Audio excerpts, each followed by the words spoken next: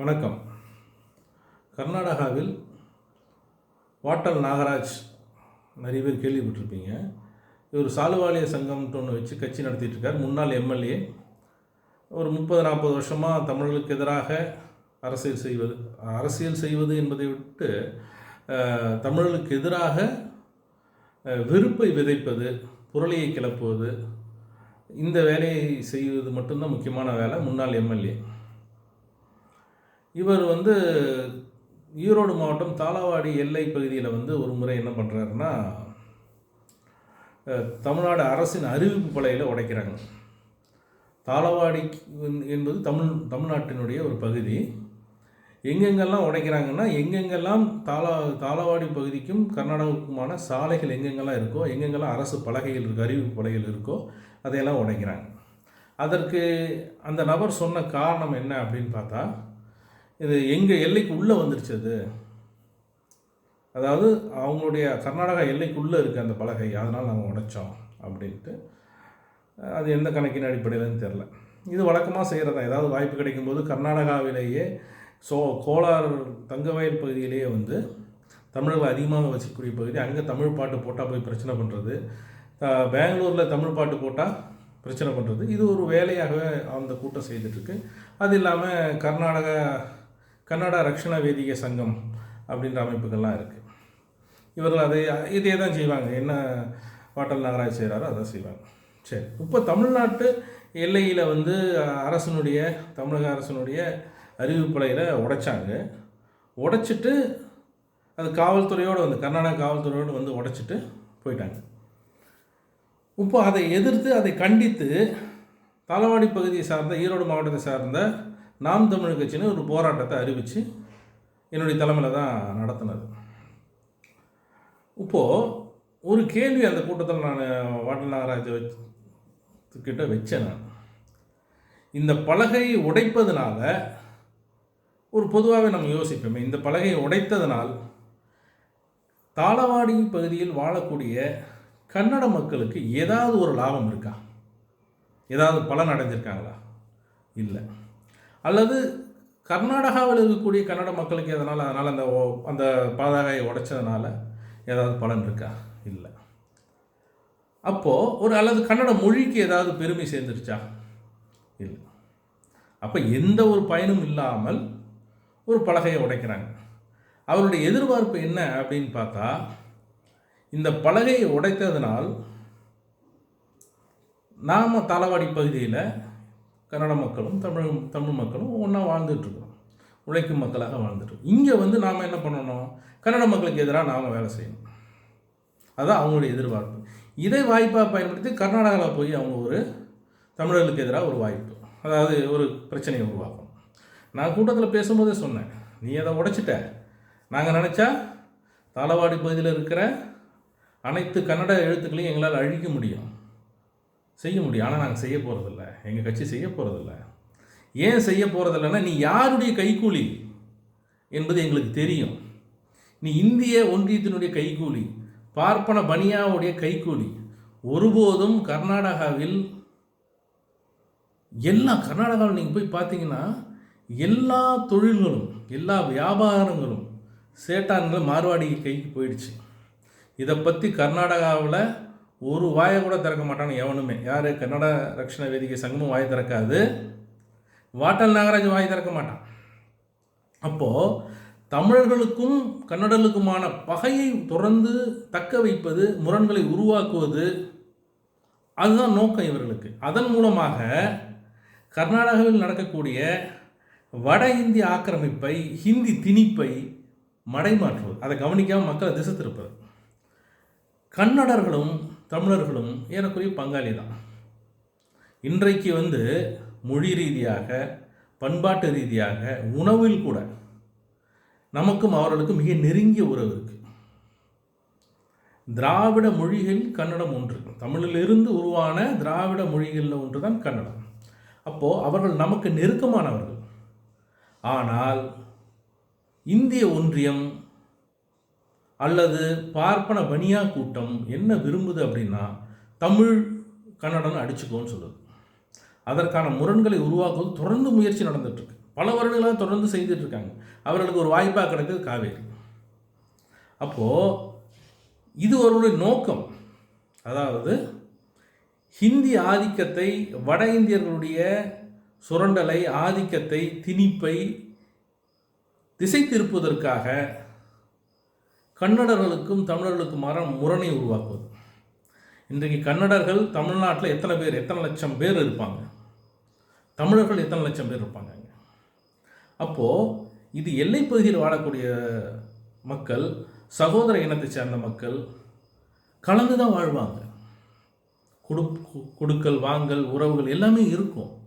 ஆனால் இந்த மார்வாடிகள் பார்ப்பன கூட்டத்துக்கு என்னென்னா, இவர்கள் பகை சக்திகளாக மாற்றுவதன் மூலமாக இவர்களுடைய ஆதிக்கத்தை இந்த மக்கள் மறந்துடணும். எந்த அளவுக்கு கர்நாடகாவில் ஆயிடுச்சுன்னா, நீங்கள் வானொலி போட்டிங்கன்னா, எஃப்எம் ரேடியோ போட்டால் அதில் ஹிந்தி பாட்டு வரும். இது கர்நாடகாவில் இருக்கக்கூடிய வானொலி நிலையங்களில் வந்து ஹிந்தி பாட்டு வரும். கன்னட பாட்டு, அப்புறம் ஹிந்தி பாட்டு.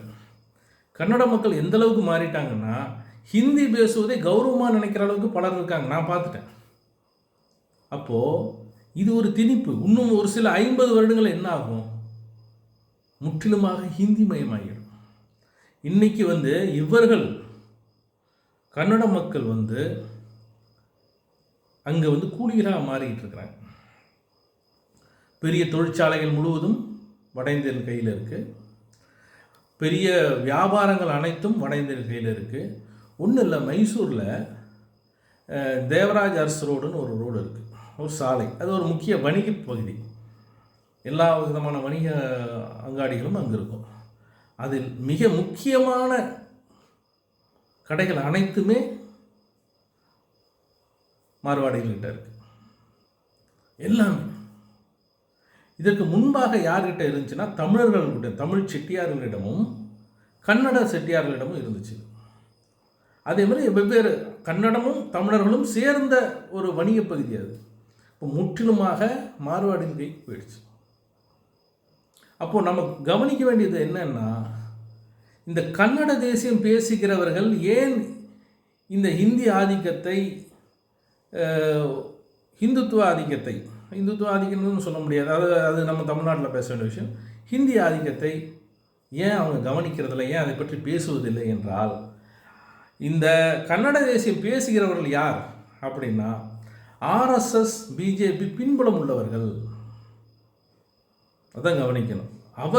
அவர்கள் பேசுகிற கன்னட தேசியம் என்பது வந்து அவர்கள் சகோதர இனத்தை எதிரியாக காட்டி வட இந்தியர்களுக்கு சேவை செய்வது தான் அவங்களுடைய நோக்கம். தமிழர்களை எதிரியாக காட்டிட்டு கர்நாடகாவில் நடக்கக்கூடிய வளச்சுரண்டலை, ஆதிக்கத்தை மடைமாற்றுவது. தேநீர் கடையிலிருந்து, மல்லிகை கடையிலிருந்து எல்லாமே அவர்கள் வந்துட்டாங்க. நான் தான் ஒரு முறை சொன்னேன், என்னையா பண்ண போகிறீங்க, எல்லாத்துலேயும் அவங்க தான் ஆதிக்கத்தில் இருக்காங்க, என்ன சார் பண்ணுறது, எல்லாமே அப்படி தான் இருக்குது, எங்கள் கையில் ஒன்றும் இல்லை. அப்போது வணிகம் முழுவதும் அவர்கள் கைக்கு போயிட்டுருக்கு.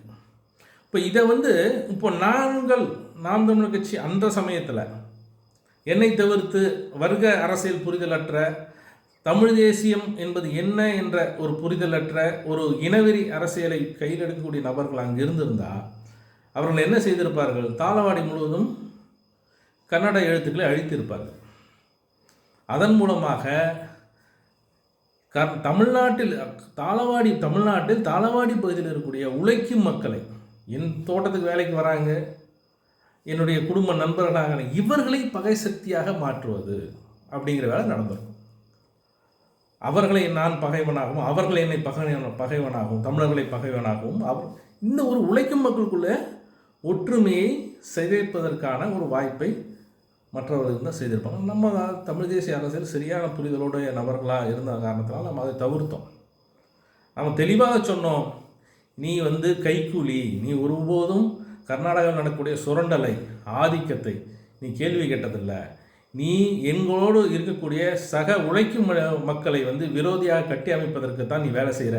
நீ கன்னட இன துரோகி, நீயே கன்னட மண்ணிற்கு துரோகம் செய்கின்றவன் நீ அப்படிங்கிற கருத்தைத்தான் அன்றைக்கு மேடையில் நாம் பேசினோம். இதைத்தான் இங்கே அப்படியே தமிழ்நாட்டு பக்கம் திரும்பினோம்னா இதைத்தான் இப்போ சீமான் செய்துட்ருக்காப்ப. நல்லா கவனிச்சுக்கணும். இங்கு அங்கு கர்நாடகாவில் எப்படி தமிழர்களை விரோதியாக கட்டமைக்கிறார்களோ இங்கு தமிழ்நாட்டில் தெலுங்கர்கள் அப்படிங்கிற அடிப்படையில் தெலுங்கர்களை எதிரியாக கட்டமைக்கணும் அப்படிங்கிறது அவங்களுடைய நோக்கம். அந்த தெலுங்கு திராவிடர்கள் தமிழர்கள் என்ற முரணை உருவாக்குவதன் மூலமாக, இந்த உரையாடல்கள் மூலமாக இளைஞர்கள் எல்லாம் இங்கு நடக்கக்கூடிய சுரண்டலை, ஆதிக்கத்தை மறந்துடணும். அவருடைய போக்கு முழுவதும் இனவெறி சிந்தனையோடு உழைக்கும் மக்களாக இங்கு வாழக்கூடிய கன்னடர்கள், தெலுங்கர்கள், மலையாளிகள் இவர்களெல்லாம் நம்ம எதிரியாக பார்க்கணுன்றது தான் சீமானுக்கு கொடுக்கப்பட்ட வேலை. அதை தான் அவர் செய்கிறார். அவர் ஒருபோதும் சீமான் ஒருபோதும் மத்திய அரசை, அந்த ஒன்றிய அரசுக்கு எந்த கேள்வியும் கேட்டதில்லை. ஏடா இவ்வளோ ஜிஎஸ்டி வரி பணத்தை வாங்கிட்டு போகிற, எங்களுக்கு புயல் வந்தால் வெள்ளம் வந்தால் எங்களுக்கு தொகை கொடுக்கறதில்லை, எங்களுக்கு கொடுக்க வேண்டிய நியாயப்படி கொடுக்க வேண்டிய பணத்தை நீ கொடுக்கறதில்லையே, நாங்கள் எதுக்காக உனக்கு வரி கட்டணுன்ற கேள்வி எழுக்கணும்ல. அதுதானே தமிழ் தேசியம். அதுதானே தமிழ் தேசியம். தமிழனோட உரிமையை பேசுவது தானே தமிழ் தேசியம். வட இந்தியர்கள் இங்கிருந்து கொள்ளையடிச்சிட்டு போகிறான் வரின்ற வேரில். அதை கேள்வி கேட்பதற்கு துப்பு இருக்கிறதா சீமானுக்கு? ஆனால் என் சக உழைக்கும் மக்களாகி என்னுடைய சகோதரனை நீ எதிரியாக கட்டமைக்கணும், அதுதான் நோக்கம். கேட்டால் நீ திராவிட, நீ 200 ரூபா உடன்பிறப்பு. ஆமாம், உடன்பிறப்பு தான். உன்ன மாதிரி பொறுக்கி திங்கிறவங்க கிடையாது. நான் தமிழ்நாட்டில் தமிழர்களுடைய உரிமையை மீட்டெடுப்பதற்காகத்தானே தமிழ் தேசியம் பேசணும். இந்த தமிழ்நாட்டை வரி என்ற பெயரில் சுரண்டுவது யார்? தமிழக அரசுக்கு இங்கு இருக்கக்கூடிய நமது வரிப்பணத்தில் கட்டிய பல்கலைக்கழகங்களை ஒரு துணைவேந்தரை வைப்பதற்கு, பொறுப்பு போடுவதற்கு அதிகாரம் இல்லை. அந்த கவர்னர்கிட்ட நிற்கணும். தமிழருடைய வரிப்பணத்தில் கட்டப்பட்ட மாவட்டந்தோறும் உருவாக்கப்பட்ட மருத்துவக் கல்லூரிகளில் நம்ம பசங்களை போட முடியாது. அவன் நீட்டுன்னு ஒன்று கொண்டு அங்கே இருக்க வட இந்தியர்களுடைய கொண்டு இங்கே போடுவான். நாம் கட்டினது மாவட்டந்தோறும் ஒரு மருத்துவக் கல்லூரி உருவாக்கியது திராவிட இயக்கங்கள், திராவிட கட்சிகள் தான். அதை அந்த வாய்ப்பை அவன் பறிக்கிறான். அதை சீமான் கேள்வி கேட்டாரா? சீமான் பேசுவது தமிழ் தேசியம் இல்லை, இந்திய அரசினுடைய கங்காணி தேசம் பேசிகிட்டு இருக்காரு. கேட்கணும் இல்லையா? ஏடா நீட்டுன்னு கொண்டு இதை பண்ணிகிட்டு இருக்கிற ஒரு ஆர்ப்பாட்டம் நீட்டுக்கு எதிராக. இவ்வளவு அசிங்கமாக பெரியாரை பற்றி பேசக்கூடிய நபர், இவ்வளவு கேவலமாக பெரியாரையும் தலைவர் பிரபாகரனையும் நேருக்கே நிறுத்தி பேசக்கூடிய நபர் மத்திய ஒன்றிய அரசை எதிர்த்து ஏதாவது கேட்க முடியுதா? இங்கே இருக்க சக உழைக்கும் மக்களை எதிரியாக கட்டமைக்கின்ற இந்த சீமான் இந்த மண்ணை சுரண்டக்கூடிய எவரையாவது எதிர்த்து கேள்வி கேட்டாப்லையா? எடப்பாடி சித்தப்பா எப்படி தூத்துக்குடியில் படுகொலை செய்யப்படுறாங்க காவல்துறையால்,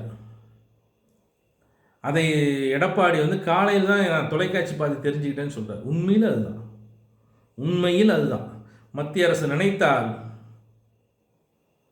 இங்கு முதலமைச்சருக்கு ஒரு வேலையும் கிடையாது. உண்மையில் அதுதான் நடக்கும். எடப்பாடி யார் பொய் சொன்னாருன்னு சொல்ல, உண்மையில் அதுதான் நடந்திருக்கும்.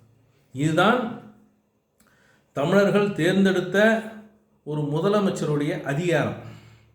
இது நியாயப்படி கேள்வி எங்கே கேட்கணும்? ஒன்றியத்தை நோக்கி கேட்கணும். எங்களுக்கு அதிகாரத்தை முழுமையாக கொடுன்ட்டு. கல்வி அவன் பிடுங்கிட்டு போகிறான், எல்லா அதிகாரத்தையும் எடுத்துக்கிட்டு போயிட்டுருக்கான். அதை பற்றி பேச முடியுமா சீமானால்? பேச மாட்டாங்க. அப்போது கர்நாடகாவில் வாட்டல் நாகராஜ் எப்படி மார்வாடிகளுக்கும் பனியாக்களுக்கும் கூலி வேலை பார்த்துட்ருக்காப்லையோ அதே வேலையை, கங்காணி வேலையை சீமான் தமிழ்நாட்டில் உருவாக்குகிறார். அதுதான் ஒரு முக்கியமான வித்தியாசம். வேறுபாடு எங்கிருந்து வருது அப்படின்னா, கர்நாடகாவில் இருக்கக்கூடிய கன்னட தேசியம் என்பது ஒரு கைக்கூலி தேசியமாக இருக்கிறது. ஹிந்திக்காரர்களுடைய ஆதிக்கத்தை எதிர்க்காமல் ஒரு வேலையை அவர்கள் செய்கிறார். கைக்கூலி தேசியம் பேசுகிறாங்க. தமிழ்நாட்டில் மட்டும்தான் தமிழ் தேசியம் என்பது வர்க்க பார்வையோடு உருவாக்கப்பட்ட தேசியம். இங்கு சக உழைக்கும் மக்களை எந்த இனமாக இருந்தாலும் அவர்கள் இந்த மண்ணை சார்ந்தவர்கள் என்று பார்க்கக்கூடிய இதுதான் தமிழ் தேசியம். உழைக்கும் மக்களுடைய விடுதலையை பேசக்கூடிய, உழைக்கும் மக்களுடைய உரிமையை பேசக்கூடிய தேசியமாகத்தான் நாம் தமிழ் தேசியம் இருந்தது. அப்படித்தான் பெருஞ்சித்திரனார், ஐயா பெருஞ்சித்திரனார் குறித்து எழுதிய நூல்களை படிக்கும் பொழுது, தமிழரசனுடைய நூல்களை படிக்கும் பொழுது, அவரை பற்றி படிக்கும்போது, இதுவரை தமிழ் தேசியம் பேசிய அனைவருடைய நூல்களை படிக்கும்போது மிக தெளிவாக இருக்கும். ஒருபோதும் சக மனிதனை வெறுக்க சொல்வதோ, அவர்களை சாதி மத இன ரீதியாக அவங்களை வேறுபடுத்தி அந்நியப்படுத்துவதோ ஒருபோதும் தமிழ் தேசியர்கள் செய்ததே கிடையாது. இன்றைக்கு தான் புதுசாக தோன்றியிருக்காங்க. இந்த பே மணியரசன் ஒரு சில்லற வயதுக்கு தக்க இந்த வயதில் ஒரு கங்காணி வேலைக்கு போயிட்டாப்புல. சீமானுக்கு வரலாறே அப்படி தான். ஆனால் மணியரசன் மார்க்சியவாதியாமா, வர்க்க அரசியலிருந்து வந்த ஆள். இவர்களெல்லாம் தன்னை தலைவர்களாக நினைத்து கொண்டு அவர்கள் பின்னாடி ஆயிரக்கணக்கான இளைஞர்கள் போயிட்டுருக்கிறாங்க. மிக எளிமையாக சொன்னால், வெறுப்பை விதைக்கிறவன், இந்த சமூகத்தில் எந்த ஒரு தத்துவத்தை வைத்தும் வெறுப்பை விதைப்பவன் மக்களின் எதிரி. நாமெல்லாம் ஒன்று வாங்க, நம்ம நல்லா இருப்போம்னு சொல்கிறவன் தான் ஒரு நல்ல தலைவன். வேறுபாடுகளை கலைந்து ஒருங்கிணைக்கிறவன் தான் தலைவன். வெறுப்பை விதைப்பவன் திருடன். அவன் வெறுப்பை விதைக்கிறான்னா அதன் மூலமாக லாபம் அடைய பார்க்குறான், யாருக்கும் கங்காணி வேலை பார்க்க அதுதான். ஆகவே சீமானின் அரசியலை புரிந்து கொள்ள வேண்டும் என்றால் ரொம்ப தூரமெல்லாம் போகல. பக்கத்தில் கர்நாடகா போனால் வாட்டாள் நாகராஜ் என்ன பண்ணிகிட்டு இருக்காப்புலையோ அதைத்தான் சீமான் இங்கு செய்ய பார்க்கிறார். ஏனென்றால் தமிழ் தேசியம் என்பது முதல்ல வர்க்க அரசியலாக இருந்ததை சீமானை உள்ளே கொண்டு வந்து தமிழ் தேசியத்தை சிதைப்பதற்கான வேலையை அவர்கள் செய்கிறார்கள். தமிழ் தேசியத்தை ஆதரிக்கக்கூடிய தத்துவார்த்த ரீதியாக ஏற்றுக்கொண்டவர்கள் வெளியே வரணும். இது தமிழ் தேசியம் என்பதை மக்களிடம் எடுத்துச் சொல்லணும். இந்த வெறுப்பை விதைக்கக்கூடிய இந்த உதிரிகளை நாம் அம்பலப்படுத்த வேண்டிய தேவை இருக்கிறது. உண்மையான வர்க்க அரசியலை நாம் தமிழ் தேசியத்தின் பெயரில் நாம் கொண்டு போக வேண்டிய தேவை இருக்கிறது. இதுதான் நான் சொல்லணும்னு நினச்சேன். சீமான் போன்ற வெறுப்பை விதைக்கக்கூடிய இந்த வியாபாரிகளுடைய உண்மை முகத்தை அனைவருமே கிழித்தெறிய வேண்டிய தேவையும் சூழலும் உள்ளது. நன்றி, வணக்கம்.